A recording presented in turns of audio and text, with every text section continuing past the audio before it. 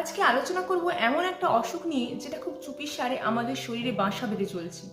লক্ষণগুলো এতটাই সাধারণ যে কেউ বুঝতে পারে না, অথচ প্রভাব ফেলে শরীর থেকে মন পর্যন্ত। চোখের সামনে বহু মানুষের ওজন বেড়ে যাচ্ছে, চুল পড়ে যাচ্ছে, মন খারাপ থাকছে, বাচ্চা নিতে সমস্যা হচ্ছে এবং পরে জানা যাচ্ছে যে থাইরয়েড ডিসঅর্ডার। অনেকেই ভাবেন থাইরয়েড মানে শুধু ওষুধ, কিন্তু সঠিক খাদ্যাভ্যাস না থাকলে ওষুধের প্রভাবও কমে যায়। রোগ অনুযায়ী হাইপোথাইরয়েডিজম এবং হাইপারথাইরয়েডিজম দুটোতেই কিন্তু আলাদা ডায়েট রয়েছে যা সমান গুরুত্ব পায়।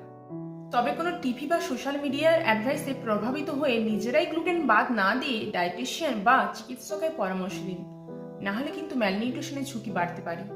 সংক্ষেপে বলা গেলে থাইরয়েড ডিসঅর্ডারের ডায়েট মানে কোনো রেস্ট্রিকশন নয়, বরং একটা সচেতনতা।